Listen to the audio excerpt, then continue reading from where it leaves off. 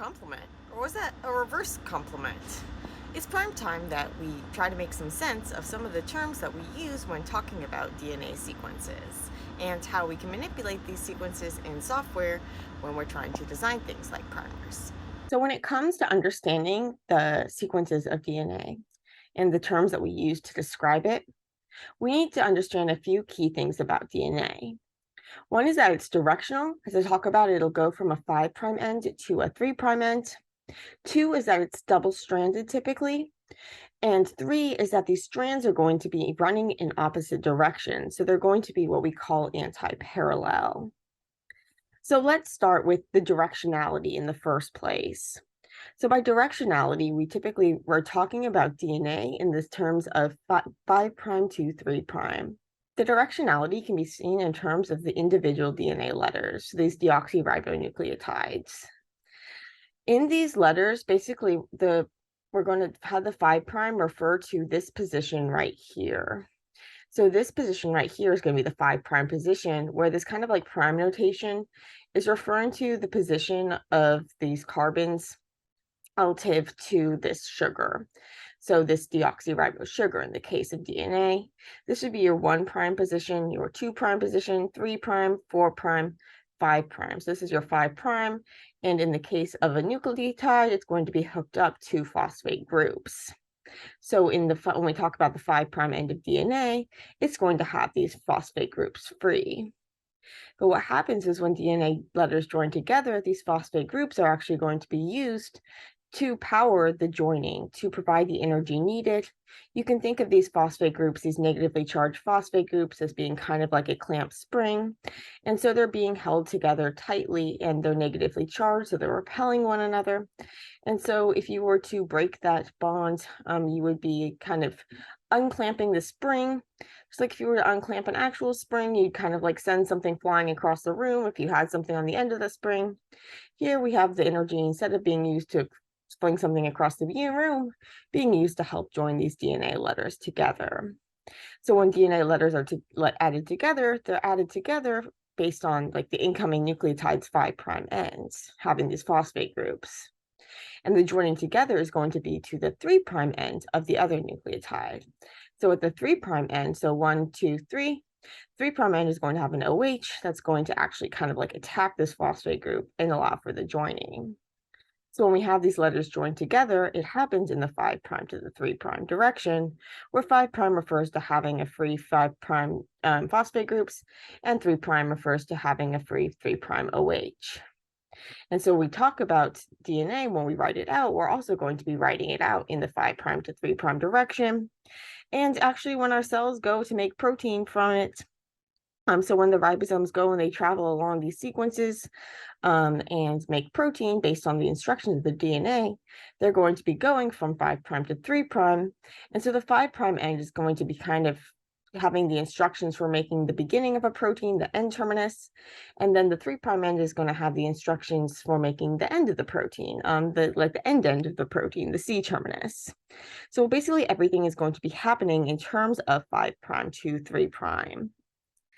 But when we look at DNA, it's double-stranded, and only one of those strands, as we'll talk about, is actually going to have the instructions for, say, making a protein. We will refer to that as our coding strand or a sense strand. And the other strand, our template strand or antisense strand, basically it's just there for the most part to provide the instructions for making the coding strand. So that when you separate these strands, one of them can be used as a template for making the other strand.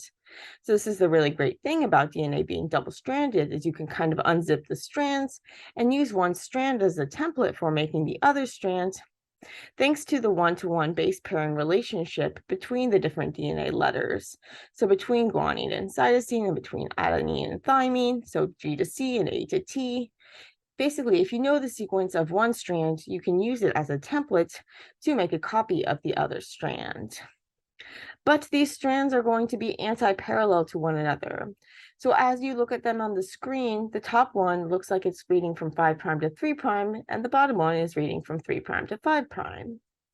Now, what if you wanted to, say, talk about these sequences? If we were to type out this sequence as written, the top strand, all's good because we're already in 5' to 3'. But what if we were to want to talk about this bottom strand? If we were to type out the bottom strand as written, ignoring the 5' and the 3', then we'd be typing out like CTT, CCAC, G, blah, blah, blah. And if you were to look at this in isolation or in the context of the other strands, again, if you were to ignore the 5' and the 3', this would make sense. Like it's easy if you were to think about which complements this, you can think about, okay, a G, I would want a C, an A, I would want a T, and you could type this out. This would be the complement of the sequence above. But if you were to remember, oh, wait, there are actually primes here. Now this is actually reading from 3' to 5', which isn't how we want to talk about DNA. If we want to go order DNA, that's not going to be how we're going to be writing the DNA in our order form. If we were to order this, we'd be ordering the wrong thing if we wanted something that would bind to this strand. So we actually need the reverse complement. So we need to take this complement sequence and actually read it from right to left. We need to reverse it.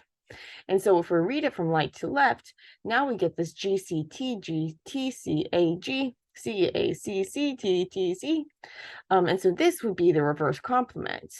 So it looks funny like that, but it looks correct if you were to rotate it. So if you were to flip it over 180 degrees, you can see that this is actually going to be, it's actually going to correspond to the sequence that we had up here. And thankfully, there's software that'll do this for you. So let's take a look at a couple of examples of the tools for this. So here's an example in benchling. This is just a plasmid for this protein that I was working with in my PhD. And so basically, if I select a sequence of this, and then I right click and I copy. So this is the top strand of copy. This is basically the ATG ... So this is going to be the typical sequence. Now, if I were to just type in this TACAGG, so if I were to go from left to right and just say, okay, what binds to an A? Well, a T. What binds to a T? Well, an A. What binds to a G? Well, a C. So if I were to type out this TACAGG, whatever, that would be the complement. But remember, that's going to be 3' to 5', and we're going to want to write things 5' to 3'. If we were to want to order this sequence, if we were to order a sequence that's going to bind to this sequence, we need to order this reverse complement. We need to order basically the same sequence, but in terms of 5' to 3'. So thinking from the perspective of this strand instead of the perspective of this strand. So we need the reverse complement. And when we talk about the reverse complement, that's going to be the TAT . So when you're thinking of making the reverse complement, you need to go to the other end of the strand, think about, okay, what binds to an A, a T. What binds to a T, an A. What binds to a T, a T. What binds to a T, an A. What binds to a G, a C, or C, a G, and ...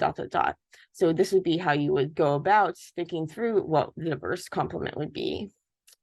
If you were to look at it in the terms of the RNA, here you're just changing the T's to a U. And in the terms of translation, here is just showing you the one reading frame that I'm in. But if you were to use a tool like XPASY, you could actually see all these multiple reading frames. So that's going to be really, really helpful when you go to design a sequence that, say, binds to one strand. If you want something that binds to one strand, you're going to want to go in order the reverse complement of that strand. So you don't want to order just the plain complement. You don't want to order this sequence. If you wanted to find something that would bind to this sequence, don't order this. Instead, order the reverse complement. Order this, because we need to be going from 5' to 3'.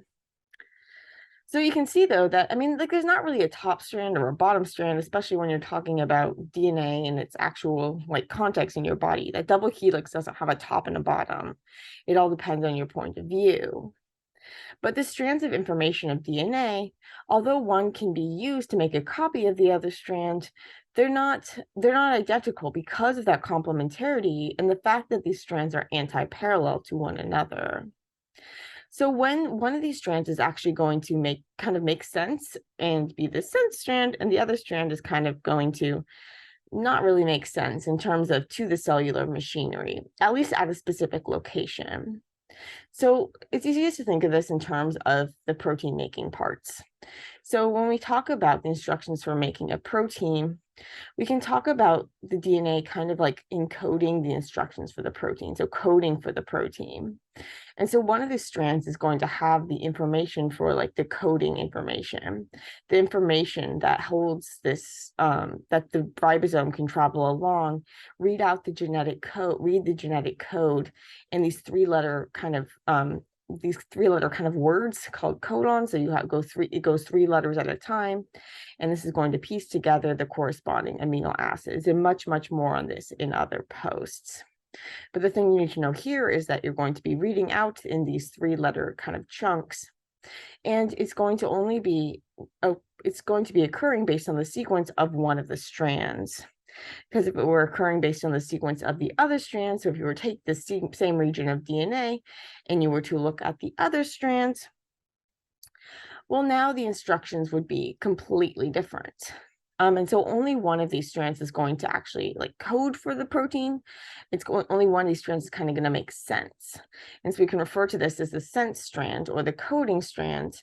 And then the strand that is going to kind of just be there to provide the template for making that strand is going to be called the template strand. And sometimes we call this the antisense strand because it's going to be the strand that's kind of like anti-parallel to the sense strand. You might see this come up in the case of like antisense oligonucleotides, which are basically going to be sequences that can bind two regions of the sense strand, say block it from being used by machinery. A key example of this is Spinraza, which I talked about in another post, which is used to treat spinal muscular atrophy. And you have these antisense nucleotides that can kind of go and bind to the sense strand and prevent improper splicing. So much more on that in another post. But the basic idea here is that you're using antisense oligonucleotides, you're using the antisense strand, a portion of this antisense strand, in order to bind to that sense strand and block portions of it. And in this case, when we talk about the antisense, we would be talking about, say, if we wanted antisense to this region, we would be reading TTATT ... or whatever. So that would be your antisense. Remember, that would be your reverse complement of the sequence that you actually wanted to block. So one of these strands is going to kind of make sense, and one is going to be antisense. And this is all just talking about a very localized region of DNA. So you could actually have DNA. You do have DNA. You do have coding portions on each of your genes. On each of your strands of DNA. So each of your strands of DNA has tons and tons and tons and tons of genes in it. And the gene is just a stretch of that DNA that has the instructions for making one thing. Some of these instructions are going to be on one strand, and some of them are going to be on the other strand. But when we're looking at just in the context, if we're just thinking about a single protein at a time, then the instructions for that single protein are just going to be on one of the strands, whereas the instructions for making another protein might be on the other strand. But if we're just thinking in terms of that protein's perspective, you're going to have one strand be the coding strand and one strand be the template strand. We also refer to the coding strand as the sense strand, and the template strand as the antisense strand. So the template strand is just going to be used as a template for making the coding strand, and then that coding strand or that sense strand is going to be used as the instructions for making the protein. And so when you think about the messenger RNA, now here the messenger RNA is going to be a RNA version of the coding strand or of the sense strand. And so in order to think about this copy of the RNA, you're actually going to be making a copy from your template strand. So your RNA copy is going to be identical to the coding strand, except that every place you see a T, you're going to want to put a U because RNA has a uracil instead of a thymine. So where you see a T, you want to put a U, but that mRNA sequence is going to correspond to that coding strand, to the sense strand, and it's going to be made based on the template strand, based on the antisense strand. So if you wanted to find something that's going to bind to the mRNA, you're going to want to use a sequence from that template strand. And so you need the reverse complement of your coding strand. So if you wanted to make a probe for that mRNA, you would want it to be the reverse complement of the coding strand. So specific regions of a chromosome are going to have the instructions for making a specific protein. And within that region, there's actually multiple ways that it could be read, and only one of these ways is actually going to be correct. So when this DNA sequence, or when the messenger RNA version of it is read out by the ribosomes to make proteins from the instructions, basically how it works is that the ribosomes are going to travel along the RNA sequence. And these molecules called transfer RNAs or tRNAs are going to come and bring the corresponding amino acids. And they're going to know what amino acid to bring based on these three-letter kind of like chunks, these three-letter words called codons. And so the ribosomes can travel along codon by codon and insert the corresponding amino acid with the help of these tRNAs. And so as it does this, it's going to go 3 by 3 by 3 by 3. It's going to go codon by codon by codon. It's a non-overlapping code. And so basically where you start is going to impact what amino acids you place together. So the ribosome knows where to start because of a start codon. So because of an AUG, which is going to kind of tell it where to start. So the start codon, this AUG, it also doubles as methionine. So if it's at the beginning of the sequence, it serves as a start codon and a methionine. And then if it's later on in the sequence internally, it's just going to be a methionine. And so the ribosome is going to start at a start sequence, and it's going to go until it sees one of these stop sequences. So UAA, UAG, or UGA. And I should note that this table is in terms of the mRNA, the RNA. So you're seeing U's instead of T's. Because the ribosome is actually reading and using that RNA version, sometimes you might see this table written in terms of DNA. And remember that the RNA sequence that we're looking at is going to be the same as the coding strand or the sense strand of the DNA, except in the DNA's case, you'll have T's. So you might see a codon table where it would say like TAT is a stop codon, because that's thinking about it in terms of how it's written in the gene and not how it's actually transcribed in the RNA. So the same thing, so don't get confused by that. But speaking of getting confused when that ribosome's reading, unless it knows where to start, it'll get confused. And so if you're looking at these sequences on your computer, unless you know where to start, you could get confused because there are these different ways you can start. And depending on which position you start at, you're going to have different reading frames. So we have these 3 possible reading frames because, well, the words in these codons are only 3 letters. So if you go forward 3, you start 3 forward, you're going to lose one of those amino acids, one of those codons, but you're still going to be back in the same reading frame. And so we have these 3 forward reading frames, so based on the top strand kind of, and then the 3 bottom strands. So that would be the sequences based on the reverse complement of that top sequence. And so there are different software tools that'll actually like try to figure out the sequence in all of these different reading frames. So for example, if I took this sequence of GFP, or part of the sequence of like a GST tag I have, and I stuck it into Xbasy Translate, which is a really great tool, it would show me the different possible translations. So when we talk here, it's showing it's like 5' to 3', frame 1, 2, 3, 3' to 5', frame 1, 2, 3. And so basically it's telling me this is kind of the 3 forward reading frames and the 3 reverse reading frames. And what you see in red, these are what we call the open reading frames. So an open reading frame is when you go from a start methionine to a stop codon.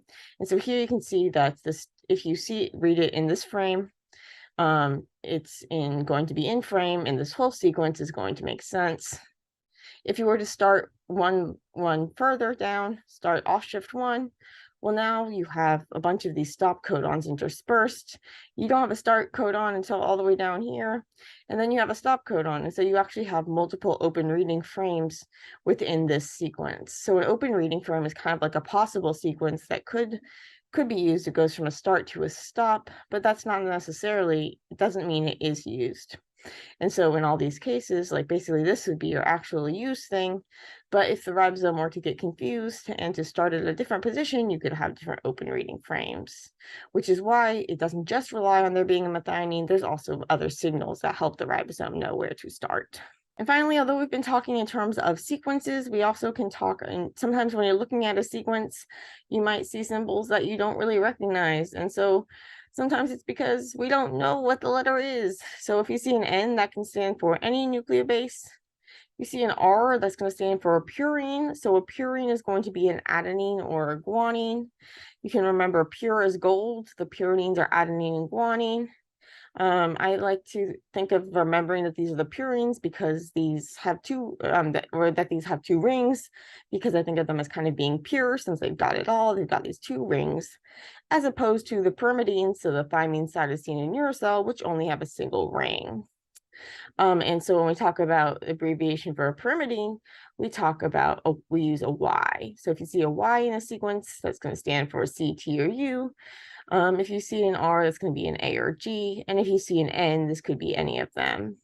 You often see N's when you're looking at like sequencing data where they're not sure which letter it is because the data is too messy.